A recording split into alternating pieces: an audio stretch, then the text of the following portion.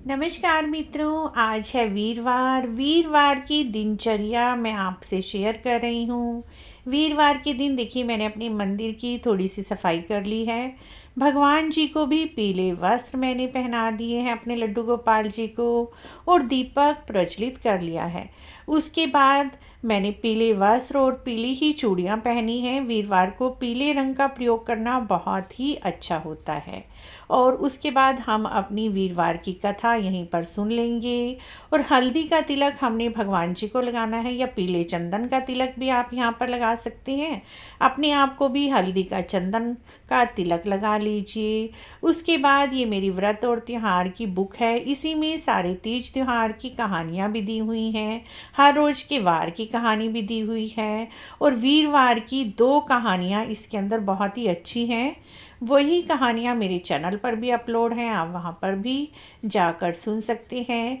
तो मैं ये दोनों कहानियाँ वीरवार के दिन अवश्य ही पढ़ती हूँ। आप भी वीरवार को व्रत करें या ना करें, लेकिन कहानी ज़रूर पढ़ें।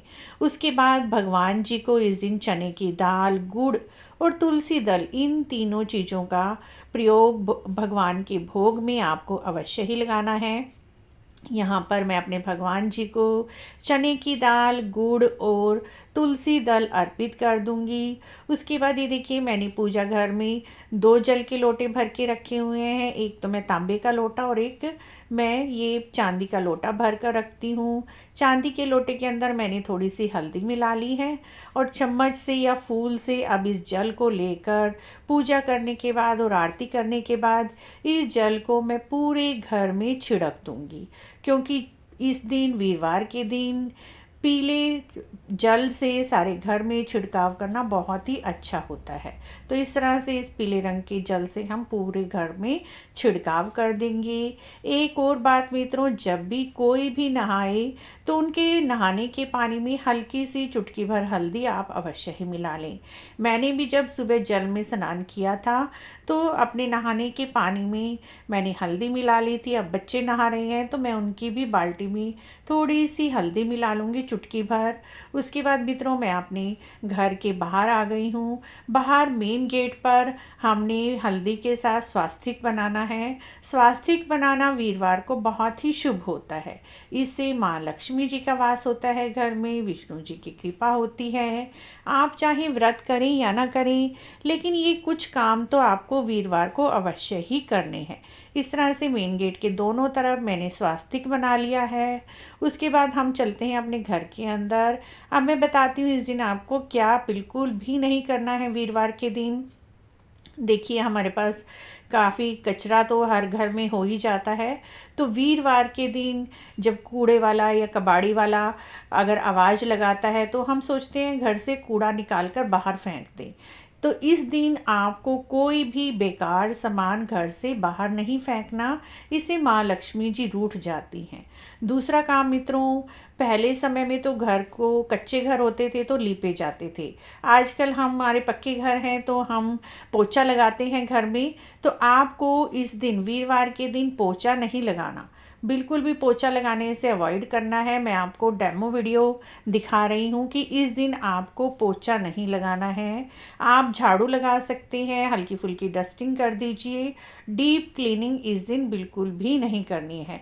तो इस दिन आप अवॉइड करें, पोछा ना लगाएं। अगर पोछे के पानी में नमक डालते हैं तो बिल्कुल भी ना डालें।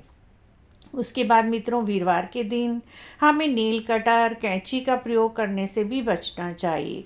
अपने नेल्स वगैरह भी हमें बिल्कुल भी वीरवार के दिन काटने नहीं चाहिए। स्टूडेंट्स और आजकल के बच्चे इन सब चीज़ों को नहीं मानते, लेकिन इनके विपरीत प्रभाव पड़ते हैं। अगर हम वीरवार को नेल्स काटते हैं तो हमारा पढ़ाई में मन नहीं लगता और हमारे अंदर नेगेटिविटी आ जाती है, किसी भी चीज़ में मन नहीं लगता।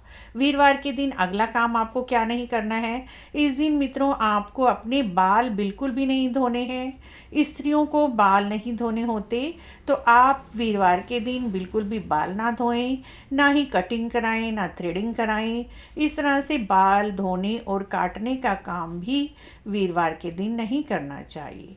और उसी तरह से मित्रों इस दिन घर के जाले भी नहीं झाड़ने चाहिए।